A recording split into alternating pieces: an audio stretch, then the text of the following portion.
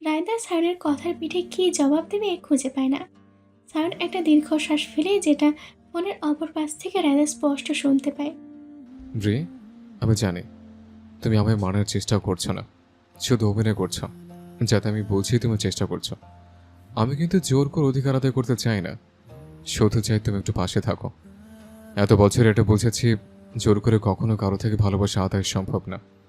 জোর করলে শুধুই ঘৃণায় আসবে। আমি নিজের সব ইগো ঠেলে তোমার জন্য নিজেকে পরিবর্তন করার চেষ্টা করছি। তোমার থেকে আমি আশা করছি এমন কোনো ব্যবহার পাবো না যা আমায় কঠিন হতে বাধ্য করবে। ঠান্ডা স্বরে সায়ন বলে। রায়দা ঠিক সায়নের এই ঠান্ডা স্বরে বলা কথাগুলোই ভয় পায়। আপনি আমাকে ঘুরিয়ে পেঁচিয়ে হুমকি দিলেন? বউকে হুমকি দিতে হয় না রে, এগুলো সব অধিকার থেকে বললাম। তুমি তো আমাকে চেনোই, নতুন করে বলার কিছুই নেই। আপনাকেও আমি আমার সিদ্ধান্ত জানিয়ে এসেছি। আপনি যদি মনে করেন আপনি তেড়া, তাহলে তো আমি মহা তেড়া। রায়দার কথা শুনে শব্দ করে সায়ন হেসে দেয়। আমার শ্বশুর শাশুড়ি কেমন আছে? মা তো 5 অলরেডি তার বিয়ানের সাথে কথা বলার জন্য নাম্বার চাচ্ছে। ফোন রাখছি, ঘুমোবো এখন আমি। খবরদার ফোন বন্ধ করবা না। আমি ফ্রেশ হয়ে আবার কল দেব।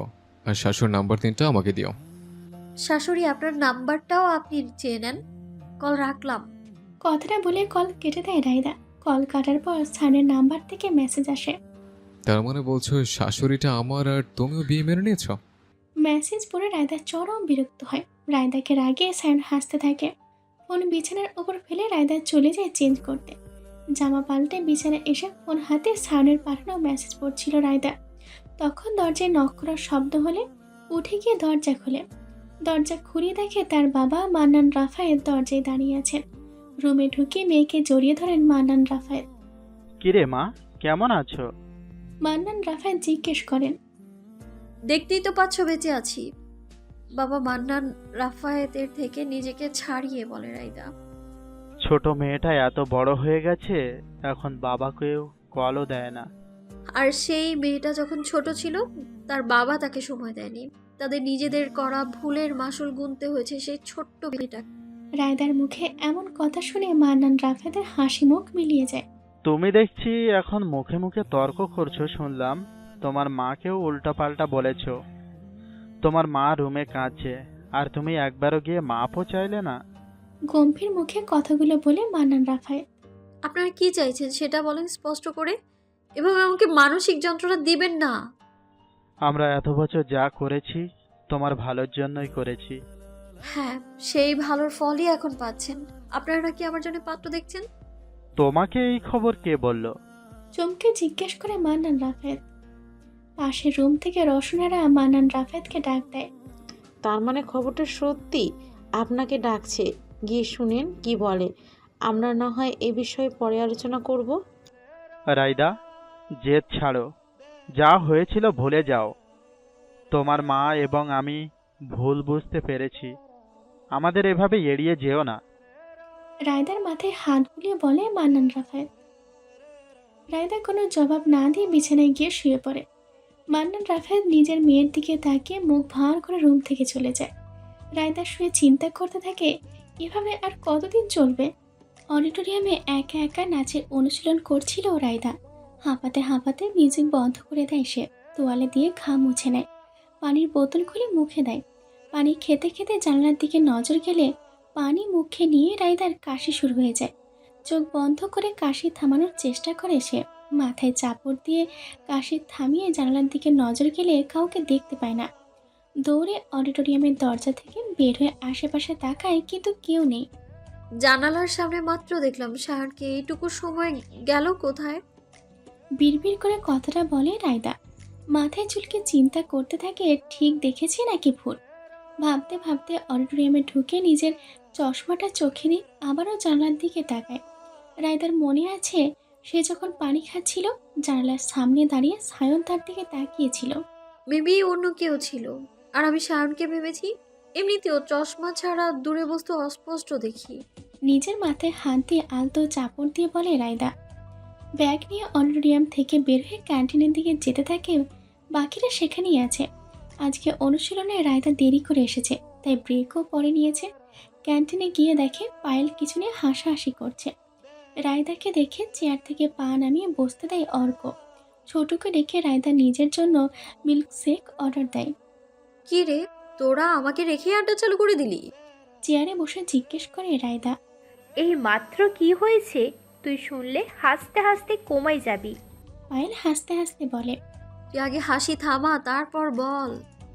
রায়দা বলে, এই মাত্র একটা জুনিয়র মেয়ে এসে বাপ্পিকে ডাক দেয়। মেয়েটা চাহনি দেখে বাপ্পি ভেবেছিল ওকে কিছু বলবে। বাপ্পি শার্ট ঠিক করে মেয়েটার কাছে হাসি মুখে গেছে আর ফিরে আসছে গোমরা মুখে। হাসি আটকে বলে পায়েল। কি রে, কি এমন বললো যে তোর মুখ এখনো ভার হয়ে আছে? বাপ্পির দিকে তাকিয়ে জিজ্ঞেস করে রায়দা। ভাবলাম ফাইনালি মিঙ্গেল হব, কিন্তু মেয়েটা মিষ্টি সুরে ডাক দিয়ে ভাইয়া বলেই আমার ছোট্ট মনটাকে ভেঙে দিল। দুঃখী মুখ করে বলে বাপ্পি। ভাই ডেকেছে তাই এই অবস্থা? রায়দা হাসি দিয়ে জিজ্ঞেস করে। মেয়েটা আমাকে বলেছে আপনি আমার বড় ভাই আজ থেকে। এখন আপনার ছোট বোন মানে আমার জন্য আপনার বন্ধু ফাহিমকে পটিয়ে দিন। সিরিয়াসলি, আমাকে কোন দিক দিয়ে জাতির ভাই লাগে? সে যে আসে সেই ভাই ডাকে। ফাহিম নাকি ওর ক্রাশ, কিন্তু ফাহিম পাত্তাই দিচ্ছে না, ফেসবুকে ঝুলিয়ে রাখছে, তাই আমার কাছে সাহায্য চাইতে আসছে। বাপ্পি জবাব দেয়। বাপ্পির কথা শুনে রায়দা শব্দ করে হেসে দেয়। তোর চেহারায় ভাইটাই বাপ্পিদা। জোরে হাসতে হাসতে বলে পায়েল। আমাদের জাতির ভাই বাপ্পি। কথাটা বলে রায়দা হাসতে হাসতে অর্কের কাঁধে মাথা দিয়ে হেলান দেয়। তারপর বাপ্পি কি বলেছে শোন আগে। পায়েল হাসি থামিয়ে বলে। বল, শুনছি। সোজা হয়ে বসে বলে রায়দা। বসা থেকে উঠে দাঁড়িয়ে বাপ্পির অভিনয় করে বলে পায়েল। এই ফ্রেশার ফাইমের গার্লফ্রেন্ড আছে। ওর গার্লফ্রেন্ড যদি তোমাকে দেখে তাহলে তোমার পা ভাঙবে। জলদি ভাগো। আর শোনো, আমি কিন্তু পিওর সিঙ্গেল। এরপর মেয়েটা বাপ্পিকে ভেজকি দিয়ে চলে গেছে।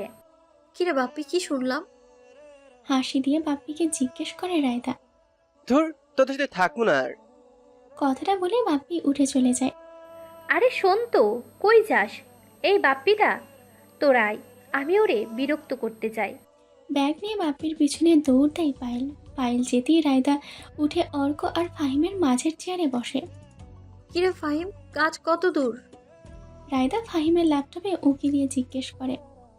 এত ভিডিও করছিস যে এডিট করে শেষ করতে পারছি না। আমাকে এক্সট্রা পে করবি, না হলে একটা ভিডিও আপলোড করব ফাহিম না। ল্যাপটপের দিকে তাকিয়ে জবাব দেয়। আগে কাজ, তারপরে টাকার চিন্তা করিস। আর তোর এই রোবট মার্কের এক্সপ্রেশন পাল্টা।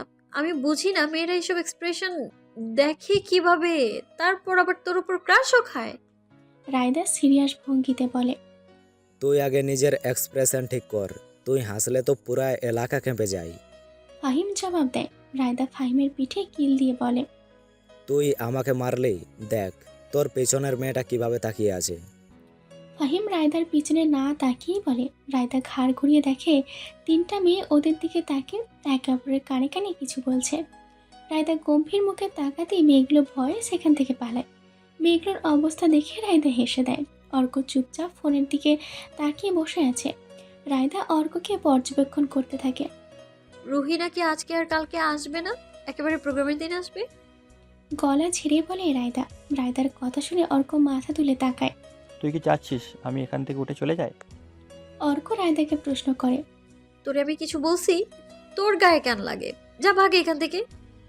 ব্যাগ দিয়ে অর্ককে মেরে বলে রায়দা। অর্ক রাগ করে উঠে চলে যেতে নিলে রায়দা উঠে গিয়ে অর্কের পথ আটকায়। রুহিকে বলেছিলি কিছু? অর্ককে জিজ্ঞেস করে রায়দা। বলেছি না, বলবো। ও শুধু আমার বন্ধু, আর কিছু না। রায়দাকে পাশ কাটিয়ে অর্ক চলে যায়। রায়দা হতাশ চোখে টেবিলে গিয়ে বসে ফাহিমের দিকে তাকায়। ফাহিম বুঝতে পারে রায়দা এখন তাকে বিরক্ত করবে, তাই সে কাজের বাহানা দিয়ে উঠে চলে যায়। গালে হাত দিয়ে রায়দা ভাবতে থাকে রুহি আর অর্ককে কিভাবে মিলিয়ে দিবে সে। রায়দার ভীষণ ইচ্ছে ওদের বিয়ে পড়ে তারপর নাচানাচি করবে সে বিয়েতে। আপা, আপনার মিল্ক শেক। রায়দার ভাবনার মাঝে টেবিলে একটা গ্লাস রেখে বলে ছোট। কিরে, কি অবস্থা তোর ব্যবসার? এই তো আপা, চলতেছে। ওই সিনিয়র বাকি খায় প্রচুর। ছোট জবাব দিয়ে চলে যায়। আমাদের ডিপার্টমেন্টে যারা এখনো টাকা পরিশোধ করেনি লিস্টটা আমাকে দিস। টাকা কিভাবে না দিয়ে খেতে আসে আমিও দেখব। রায়দার কথায় ছোট মাথা নাড়িয়ে চলে যায়। মিল্ক শেকের ওয়ান টাইম গ্লাসটা হাতে নিয়ে রায়দা ক্যান্টিন থেকে বের হয়। পাইপ দিয়ে খাচ্ছিল আর হাঁটছিল। গুনগুন করে গান গেয়ে হাত পা নাড়িয়ে অডিটোরিয়ামের দিকে যাচ্ছিল। মাথা ঘুরে আশেপাশে তাকালে রায়দার চোখ আটকে যায় সাদা শার্ট পরিহিত সায়নের দিকে। সায়ন ফোনে কথা বলতে বলতে রায়দাকে হাই দেয়। এটা দিয়ে কে রায়দার সাথে সাথেই পিছনে ঘুরে হাতে মিল্ক শেকটা একটা বেঞ্চের ওপর রেখে নিজের চশমাটা খুলে সেটা মুছে আবারও চোখে দিয়ে ঘুরে তাকায়। চারিদিকে তাকিয়ে কোথাও সায়নকে দেখতে পায় না। একদল মেয়ে রায়দার সামনে দিয়ে হেঁটে যাচ্ছিল। রায়দা ওদের ডাক দেয়। ওখানে কাউকে দেখছো? ইশারায় যেখানে সায়ন দাঁড়িয়েছিল সেই জায়গাটা দেখায় রায়দা। না আপু, কিছু সিনিয়র ছাড়া তো আর কাউকে দেখছি না। মেয়েগুলো জবাব দেয়। আচ্ছা যাও তোমরা। রায়দার কথা মতো মেয়েগুলো চলে যায়। ফোন বের করে সায়নের নাম্বার ডায়াল করে রায়দা। কি ব্যাপার, আজকে সূর্য কোন দিকে উঠেছে? আমার বউ যে আমাকে কল দিয়েছে, আমার বিশ্বাসই হচ্ছে না। বউ, তোমার শরীর ঠিক আছে তো? কল রিসিভ করে সায়ন প্রশ্ন করতে থাকে। আপনি কোথায় এখন? রাগ দমিয়ে রায়দা জিজ্ঞেস করে। কেন বউ, মিস করছো? ঠিকানা দাও, আমি এক্ষুনি চলে আসছি। ফালতু কথা রেখে যেটা জিজ্ঞেস করছি সেটা জবাব দিন। অফিসে আছে, কাজে ব্যস্ত। তুমি তো জানোই না, তোমার বর কিন্তু বেকার না, কাজ করে। আপনার অফিস কোথায়, ঠিকানাটা দিন। আমার অফিস তো বনানীতে। এই রে, তোমার কি শরীর খারাপ? সত্যি বলো তো, এভাবে তো নিজ থেকে আমার খবর নেওয়ার মেয়ে তো তুমি না। কিছু হয়নি, এমনি জিজ্ঞেস করলাম। রাখছি এখন। কল কেটে স্বস্তির নিঃশ্বাস ফেলে রায়দা। এখানে সায়ন আসবে কই থেকে? উনি তো জানেনই না আমার বিষয়ে কিছু। ভার্সিটি খুঁজে পাওয়া তো অসম্ভব। বিগত কয়েকদিন তার সাথে অনেকবার দেখা হয়েছে, তাই হয়তো বারবার তাকে এখানে সেখানে দেখছি। তুইও না রাই, কেন এত সায়নকে নিয়ে ভাবছিস তোর? বোকা হাসি দিয়ে নিজের মাথায় চাপড় দেয় রায়দা। অডিটোরিয়ামের দিকে এগিয়ে যায় রায়দা। অডিটোরিয়ামে গিয়ে দেখে বাকিরা অনুশীলনে ব্যস্ত। সকল ভাবনা ফেলে রায়দা গিয়ে ওদের সাথে অনুশীলনে যোগ দেয়।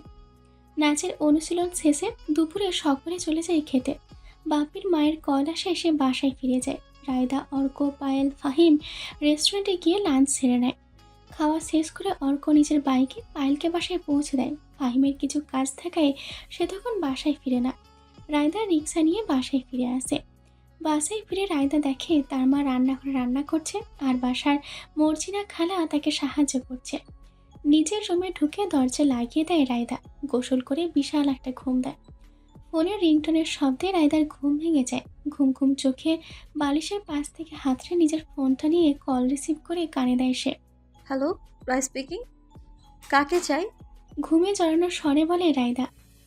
আমার বউকে চাই, তার কাছে একটু ফোনটা দেন প্লিজ। ফোনের অপর পাশ থেকে বলে সায়ন। সরি, রং নাম্বারে কল দিয়েছেন। এখানে বউ নামের কেউ থাকে না। রায়দার ঘুমে জড়ানোর কথা শুনে সায়ন হেসে দেয়। বউ কি গভীর ঘুমে? আমার তো বউয়ের সাথে ডেটে যেতে ইচ্ছা করছে। বউকে একটু বের হতে পারবে? স্লিপিং। কথা বলতে বলতে রায়দা আবারও ঘুমিয়ে যায়। হাত থেকে ফোন পড়ে যায় বিছানায়। ফোনের অপর পাশ থেকে সায়ন রি বলে কয়েকবার ডাকে, কিন্তু সারা শব্দ না পেয়ে বুঝে নেয় রায়দা ঘুমিয়ে গেছে। রায়দার এহেন কাণ্ডে কল কেটে সায়ন হাসতে থাকে। ঘণ্টাখানেক পর রায়দার ঘুম ভাঙে দরজায় নক করার শব্দে। ঘুম থেকে উঠে চোখ টলতে টলতে দরজা খুলে এসে মান্নান রাফায়েত অফিস থেকে মাত্রই ফিরে মেয়ের রুমে নক করে। তুমি ঘুমিয়েছিলে, শুনলাম দুপুরে এসে দরজা বন্ধ করেছো, এরপর সারা শব্দ নেই। অনেক রাত হয়েছে, না খেয়ে ঘুমালে মাঝরাতে ঘুম ভেঙে যাবে। হাত মুখ ধুয়ে আসো, আমিও ফ্রেশ হয়ে আসি। মান্নান রাফায়েতের কথা মতো রায়দা বাথরুমে গিয়ে হাত মুখ ধুয়ে আসে। ফোন হাতে নিয়ে ডাইনিং রুমে চলে যায় সে। রাত বাজে 9টা। রায়দা মনে করার চেষ্টা করে সে ঠিক কতক্ষণ ঘুমিয়েছে। সায়ন যে কল দিয়েছিল সেটাও রায়দার মনে নেই। মর্জিনা খালা সকল খাবার টেবিলে এনে রাখে। রওশনারা রায়দার প্লেটে খাবার দিতে শুরু করে। মান্নান রাফায়েত এসে রায়দার বিপরীত চেয়ার টেনে বসে। রায়দা ফোনের দিকে তাকিয়ে খেতে শুরু করে, আর কোনো দিকে তার ধ্যান নেই। রওশনারা মান্নান রাফায়েতের পাশের চেয়ারে টেনে খেতে বসে। তা তোমার পড়াশোনা কেমন চলছে? মেয়ের দিকে তাকিয়ে জিজ্ঞেস করে মান্নান রাফায়েত। আমার সেমিস্টার ব্রেক চলছে, সেটা আপনার জানার কথা। সামনের সপ্তাহ থেকে নতুন সেমিস্টার ক্লাস শুরু। আপাতত বলতে পারি লাস্ট সেমিস্টারে পাসও করতে পারি, আবার ফেলও করতে পারি। আগের নাই ফোনের দিকে তাকিয়ে জবাব দেয় রায়দা। প্রতিবারেই টেনশনে পাস করো, এতে তো কোনো লাভ নেই। কি এক কনসার্ট করে বেড়াও বুঝি না। এসব বাদ দিয়ে পড়াশোনাটা আগে করো। মান্নান রাফেদ বলে। টেক্সটাইল ইঞ্জিনিয়ারিং পড়ার আমার কোনো ইচ্ছেই ছিল না, এটা আপনাদের ইচ্ছে যা আমার উপর চাপিয়ে দিয়েছেন। সাথে বলেছেন এটার পাশাপাশি আমি আমার মন যেটা সেটা করতে পারবো। আমিও টেক্সটাইল পড়ছি আর নিজের স্বপ্নটাও আগলে রাখছি, এতে তো কারো সমস্যা হওয়ার কথা না। রায়, ভুলে যাচ্ছিস উনি তোর বাবা, এভাবে কথা বলে কেউ? রসনারা ধমক দিয়ে বলে রায়দাকে। আরে ওরে বলতে দাও। যতক্ষণ ভেতরে জমে থাকা ক্ষোভ বের না করবে ততক্ষণ আমাদের দূরত্ব কমবে না। মান্নান রাফেদ স্ত্রীকে থামিয়ে বলেন। রায়দা কোনো জবাব না দিয়ে খেতে থাকে। মান্নান রাফেদও আর মেয়েকে কোনো প্রশ্ন করে না। খাওয়া শেষ করে রায়দা নিজের রুমে চলে যায়। রায়দার বাসার নিচে গাড়ির সামনে দাঁড়িয়ে সিগারেট খাচ্ছে সায়ন। মাথা তুলে কয়েকবার রায়দাদের ফ্ল্যাটের দিকে তাকিয়েছে। ভার্সিটিতে রায়দার খোঁজ পেতেই ওর পিছনে লোক লাগিয়েছিল যাতে রায়দা সকল ডিটেলস পেয়ে যায়। আজকে রায়দার বাসার ঠিকানা পেয়েছে, তাই তো অফিসের কাজ শেষ করেই ছুটে এসেছে সে। সকালে রায়দাকে ভার্সিটিতে যেভাবে চমকে দিয়েছিল, এখন ইচ্ছে করছে ওর বাসায় গিয়ে ডাবল চমক দিতে। সকালের কথা মনে পড়তেই সানের মুখে হাসি ফুটে ওঠে। রায়দাকে এত সহজে বোকা বানাতে পারবে সে ভাবতেই পারেনি। মানুষ খোঁজ খবর নিয়ে বিয়ে করে, আর আমি বিয়ের পর বউর খোঁজ খবর নিচ্ছে। কি কপাল আমার! শ্বশুর শাশুড়িকে আগে পটাতে হবে। আপাতত বউটা পড়বে না, সেটা বেশ বুঝতে পেরেছে। বিড়বিড় করে কথাগুলো বলে আবারও মাথা তুলে ফ্ল্যাটের দিকে তাকায়। হাতের সিগারেট ফেলে গাড়িতে উঠে বসে সে। গাড়ি স্টার্ট দিতে নিলে পাশের সিটে থাকা হেয়ার ক্লিপের দেখে চোখ পড়ে, যেটা রায়দা ফেলে গিয়েছিল গাড়িতে, আর সে রেখে দিয়েছে। হাত বাড়িয়ে ক্লিপটা নিয়ে পকেটে ভরে। বউয়ের প্রেমে পাগল হতে আর বেশি দেরি নাই রে ইমতিয়াজ সায়ন। যা শুরু করছিস, কয়েকদিন পর পাবনা পাঠানো লাগবে তোরে। কথাগুলো বলে হেসে দেয় সায়ন। গাড়ি স্টার্ট দিয়ে নিজের বাসার রাস্তা ধরে। একদিন পেরিয়ে চলে আসে কনসার্টের দিন। রায়দা, অর্ক, পায়েল, বাপ্পি, রুহি, ফাহিম সকলে মিলে সকাল সকাল মিটিং করে ডিসকাশন করেছে কিভাবে আজকের পারফরমেন্সটা ঠিকঠাক করবে। দুপুরবেলা রেডি হচ্ছে রায়দা, আর তাকে সাজিয়ে দিচ্ছে পায়েল। পাশে বসে নিজের সাজ ঠিক করছে রুহি। দেখো তো ঠিক আছে কি না। রায়দাকে জিজ্ঞেস করে পায়েল। চুলটা সেট কর, সাজ ঠিক আছে। আচ্ছা আমাদের পারফর্ম কয়টায়? রায়দা জিজ্ঞেস করে। বললো তো 6টার দিকে। রুহি জবাব দেয়। কে বললো এই কথা? এত দেরিতে আমাদের পারফরমেন্স কেন রেখেছে? বিরক্ত হয়ে জিজ্ঞেস করে রায়দা। সময় তো ফাহিম ঠিকই করেছে, ওর জিজ্ঞাসা কর, আমি জানি না এই বিষয়ে। রুহি জবাব দেয়। যাই হোক, আমার সাজ হলে তোরা নিজেরাও রেডি হয়ে নে, একটু পরেই কল দিয়ে চিল্লাবে অর্ক। রায়দা বলে দুজনকে। রায়দার চুলগুলো কার্ল করে সাজটা সম্পূর্ণ করে দেয় পায়েল। রায়দার সাজ হয়ে গেলে পায়েল আর রুহিও রেডি হয়ে নেয়। ঘণ্টাখানেক পর অর্ক কল দিলে সকলে বেরিয়ে যায় পায়েলের বাসা থেকে। মাইক্রোতে চড়ে রওনা দেয় যেখানে প্রোগ্রাম সেখানের উদ্দেশ্যে। মাইক্রো থেকে নেমে সকলে ভার্সিটির ভেতরে প্রবেশ করে। আজকে এই ভার্সিটির পুরাতন স্টুডেন্টদের গেট টুগেদার অনুষ্ঠান হচ্ছে। সেখানেই পারফর্ম করার জন্য ফ্রেন্ডস ব্র্যান্ডকে আনা হয়েছে। শত শত নতুন পুরাতন স্টুডেন্টরা এসেছে ভার্সিটির গেট টুগেদারে। অনেকে এসেছে ফ্রেন্ডস ব্র্যান্ডকে দেখে এগিয়ে এসে ছবি তুলতে। ফাহিম সকলকে সামনে নেয়, জানায় পারফর্ম শেষ হলে সকলের সাথে ছবি তুলবে। রায়দা, পায়েল আর রুহিকে একটা রুমে বসানো হয়েছে। পারফরমেন্সের সময় তাদের ডাকা হবে। রায়দা নিজের মেকআপ ঠিক করে ব্যস্ত, আর রুহি ল্যাপটপ চেক করছে সব ঠিক আছে কিনা। অর্ক, বাপ্পি, ফাহিম স্টেজের ওইখানে আছে। আমার লিপস্টিকটা পাচ্ছি না। এই রায়, দেখ তো তোর কাছে নাকি। পায়েল নিজের ব্যাগ হাতড়ে বলে। আমার কাছে নেই। রায়দা জবাব দেয়। তুই না গাড়িতে বসে লিপস্টিক লাগিয়েছিলি, গাড়িতে ফেলে আসছিস শিওর আমি। রুহি জবাব দেয়। শিট, এখন তাহলে আমাকে যেতে হবে লিপস্টিক আনতে। কথাগুলো বলে পায়েল রুম থেকে বের হয়। রায়দা আর রুহি একে অপরের মুখ চাওয়াচাওয়ি করে পায়েলের কাণ্ড দেখে হেসে দেয়। পায়েল বিরক্তি নিয়ে হাঁটছে আর অর্ককে কল দিচ্ছে, কিন্তু অর্ক কল রিসিভ করছে না। এত মানুষের ভিড়ে কিভাবে বের হবে বুঝতে পারছে না সে। ভিড় কাটিয়ে পায়েল যেতে নিলে কারোর পায়ে পাড়া দেয়। হাই হিলের পাড়ায় চোখ মুখ খিচে রাগি চোখে পায়েলের দিকে তাকায় একটা ছেলে। পায়েল অপরাধীর ন্যায় ছেলেটার দিকে তাকায়। সরি, আসলে দেখতে পাইনি ভাইয়া। আপনার কি বেশি লেগেছে? পায়েল বলে ওঠে। ছেলেটা পা টেনে একটা চেয়ারে বসে পড়ে। পায়েলও ছেলেটার পিছন পিছন যায়। ভাইয়া আমি দেখিনি আসলে। পায়েলকে থামিয়ে ছেলেটা বলে ওঠে। খুরুম পরে যখন হাঁটতে পারেন না তখন হাঁটতে যান কেন? যত সব কাহিনী। আপনি সরি বললে কি আমার ব্যথা কমবে? ছেলেটার এমন কথায় পায়েল রেগে যায়। বললাম তো আমি ইচ্ছে করে করিনি, ভিড়ে এমন হয়েছে। আর হিলকে খুরুম বললেন কেন? 100বার খুরুম বলুম, কে আটকাবে আমারে? আপনি আশ্চর্য, আপনি ঝগড়া করছেন কেন? ব্যথা দিয়ে আবার সরি বলতেছেন, তাতে কিছু না। সরি বলবো না তো কি করব? অপরাধ করলে মানুষ সরি বলে। তাই নাকি?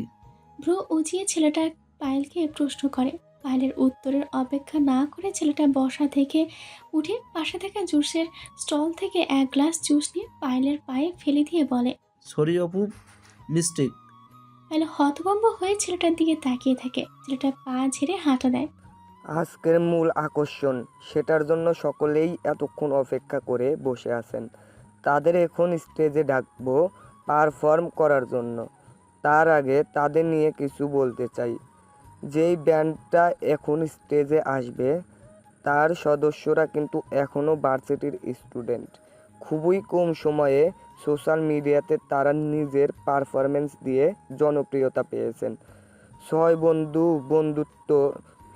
বন্ধুর বন্ধুত্ব এবং ভালোবাসায় গড়ে তোলা সেই ব্যান্ডটা বেঁচে থাকুক অনেক বছর। করতালির মাধ্যমে সবাইকে ওয়েলকাম করার অনুরোধ করছি ফ্রেন্ডস ব্যান্ডকে। Please welcome one and only the band name friends. কথাগুলো বলে স্টেজ থেকে হোস্টটা নেমে যায়। স্টেজের আলো নিভে মিউজিক বেজে ওঠে। তখনই ডান পাশের সিঁড়ির দিকে স্পটলাইটটা পড়লে সাদা রঙের টপ আর স্কার্ট পরিহিত পায়েলকে হাসি মুখে দেখা যায়। মিউজিকের সাথে তাল মিলিয়ে স্টেজে ওঠে পায়েল পারফর্ম করতে থাকে। পায়েলের পিছন থেকে বাপ্পি এসে ওকে সঙ্গ দিয়ে তাল মেলাতে থাকে। বাম পাশের সিঁড়ি দিয়ে অর্ক এসে দুজনের সাথে তাল মেলাতে থাকে। মাঝে পায়েল আর ডান পাশে বাপ্পি, বামে অর্ক সমান তানে গানের সাথে তাল মিলিয়ে পারফর্ম করতে থাকে। হুট করে মিউজিক বন্ধ হয়ে যায়। পুরো স্টেজের লাইট বন্ধ হয়ে যায়। আবারও লাইট জ্বলে উঠলে স্টেজের সবার সামনে গম্ভীর মুখে রায়দাকে দেখা যায়।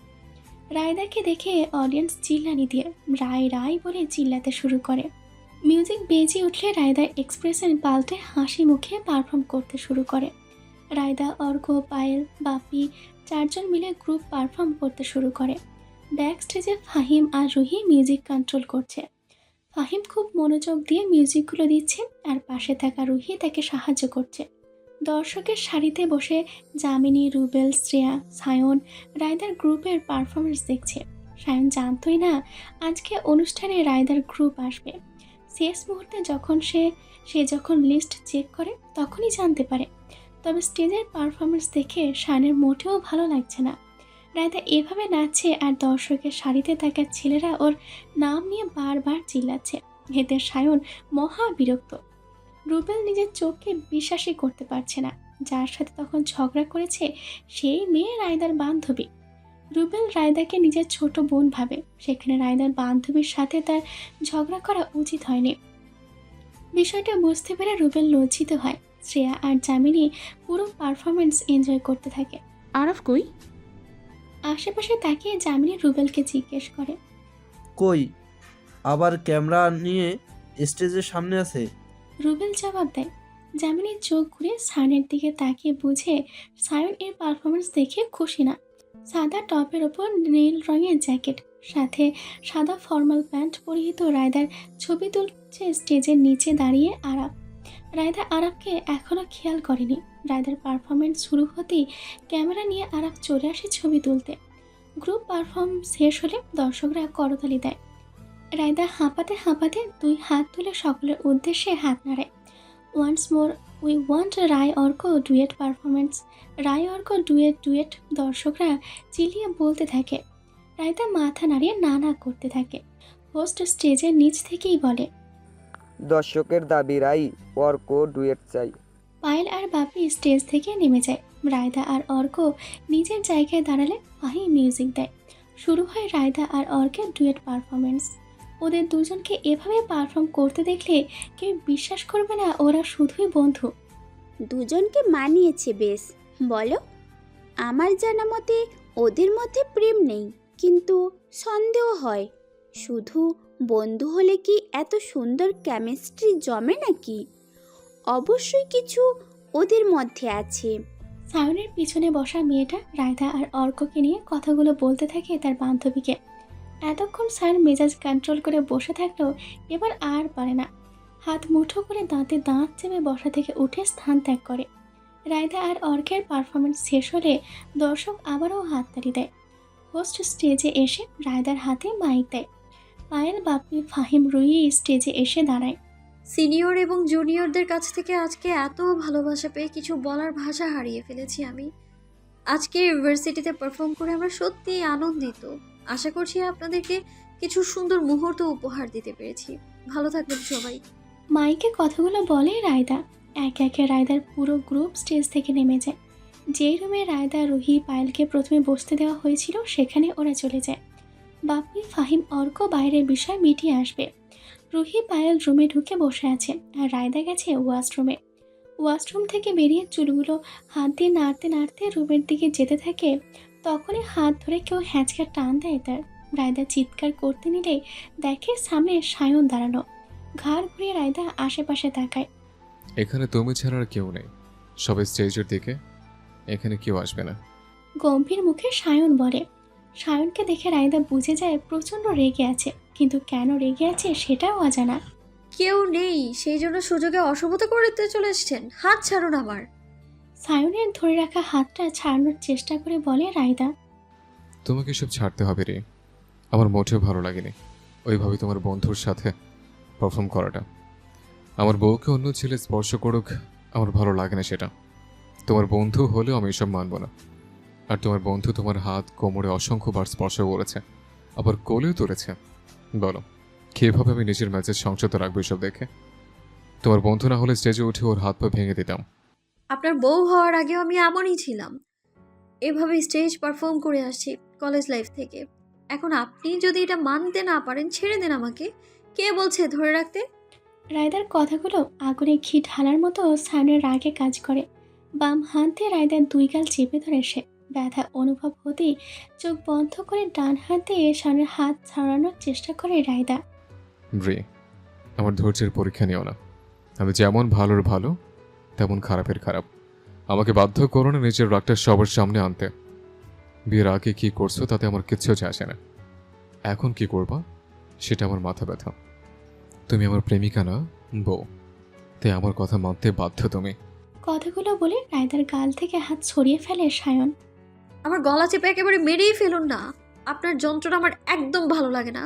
বিয়ে হতে না হতে নিজের অধিকার দেখাতে আসছেন। আমিও বলে দিলাম আমি আপনার একটা কথাও শুনবো না। এই ব্যবহার দিয়ে আমার মন তো দূরে থাক, আমার কাছ থেকে সম্মানটাও পাবেন না আপনি। আপনাকে আমার বর হিসেবে মানি না, আর না কখনো মানবো আমি। সায়নের হাত টেনে রায়দা নিজের গলায় চেপে ধরে। সায়ন চোখ বন্ধ করে রাগ কন্ট্রোল করার চেষ্টা করে। রায়দা সায়নের ডান হাত থেকে নিজের বাম হাত ছাড়াতে ব্যস্ত হয়ে পড়ে। হুট করে রায়দার কোমরে হাত দিয়ে নিজের কাছে টেনে আনে সায়ন। বাম হাত দিয়ে রায়দার কোমর জড়িয়ে রাখে আর রায়দার হাত ছেড়ে ডান হাত দিয়ে রায়দার চুলগুলো ঠেলে পিছনে দেয়। আচ্ছা, এসব বিষয়ে আমরা না হয় পরে ঠান্ডা মাথায় আলোচনা করব। এখন চলো আমার সাথে, এখানে থাকতে হবে না আর। গলার স্বর নরম করে বলে সায়ন। মুহূর্তে সায়নের এমন রূপ দেখে রায়দা প্রচণ্ড অবাক হয়। আপনি একজন ভালো দেখে সাইকিয়াট্রিস্ট দেখান। আপনার আচরণ তো আকাশের মতো, এই মেঘ তো এই বজ্রপাত। দুই হাতে দিয়ে সায়নের বুকে ধাক্কা দিয়ে বলে রায়দা। সায়ন কোনো রিয়াকশন না দিয়ে রায়দার দিকে তাকিয়ে থাকে। এই সুযোগে রায়দা সায়নকে জোরে ধাক্কা দিয়ে নিজেকে মুক্ত করে। ধাক্কা খেয়ে সায়ন দুপা পিছিয়ে যায়। রায়দার সময় নষ্ট না করে দ্রুত দৌড়ে সেখান থেকে পালায়। দৌড়ানো অবস্থায় পিছনে তাকিয়ে দেখতে থাকে সায়ন আসছে কিনা। তখন সামনে কারোর সাথে ধাক্কা খায় সে। ধাক্কা খেয়ে পড়ে যেতে নিলে লোকটা রায়দার হাত ধরে ফেলে। সরি, আসলে আমি। আর কিছু সামনে তাকিয়ে রায়দা দেখে আরাফ তার হাত ধরে দাঁড়িয়ে আছে। কিছু হয়েছে রাই, দৌড়েছিলে কেন? আরাফ প্রশ্ন করে। হাত ছাড়ুন, কিছু হয়নি, এমনি দৌড় দিয়েছি আমি। রায়দার কথা মতো ধরে রাখা হাতটা আরাফ ছেড়ে দেয়। রায়দার পাশ কাটিয়ে যেতে নিলে আরাফ আর চুপ থাকে না। Any problem? আবার ইগনোর করছো কেন রাই? আমার দোষটা কি কোথায়? যদি বলতে তাহলে নিজেকে একটু বুঝতে পারতাম। তোমার চোখে